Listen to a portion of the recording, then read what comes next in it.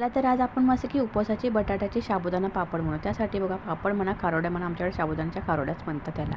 आता इथे आम्ही बघा मस्त की बघा साबुदाणा रात्रभर भिजून घेतलेला, बटाटा किसून घेतलेला आहे आणि मस्त एका पातेल्यामध्ये पाणी उकळून घेतलेलं, त्याच्यामध्ये बटाट्याचा किस टाकून घ्यायचा आणि थोडा शिजून झाला 10-15 मिनिटं त्याला शिजून द्यायचं आहे छानपैकी असं आणि मग त्याचा साबुदाणा टाकायचा. त्याच्यामध्ये टाकायचं थोडंसं जिरं.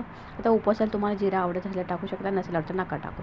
पण आणि मस्त की मिरचीची पूड करून घेतलेली ती टाकून घेतली, भरड अशी दळून घेतलेली, दणदणून उकळी काढून घ्यायचं आणि छान एकजीव झालं की मस्त की का निवळून द्यायचं आणि थंड झालं की मग मस्त की प्लास्टिकच्या कागदावर किंवा एखाद्या साडीवर सुती कापडावर तुम्ही टाकू शकता.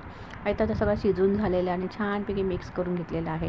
मिक्स झालं सगळं एकजीव झालं की मस्त थंड झालं की मग आपण हे पापड करून घेणार होतं. ते पापड ना एखाद्या प्लास्टिकच्या कागदावर मी आता करून घेतले बघा. इथं छान निवळून झालेलं म्हणजे थंड झालेलं आहे आणि ते मस्त एक एक असे पापड तयार करून घेतले. हे उपवासाचे पापड तुम्ही ना उपवासाला किंवा चहाच्या टायमाला नाश्त्यासाठी करू शकता. एक नंबर लागतात.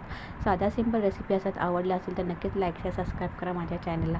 चला तर असेच बघा मस्त मस्त मसाला हळद सगळे रेसिपी मी टाकले रांजला जाऊन बघू शकता. चला तर मस्त की उपवासाचे बटाट्याचे पापड तयार झाले, छान मस्त टम्म फुगतात ही बघा किती सुंदर झालेत. मग या खायला आवडत असेल तर चला तर भरपूर कडकडीत झाले. पुन्हा व्हिडिओ नका तोपर्यंत bye bye. Like share subscribe करा विसरू नका.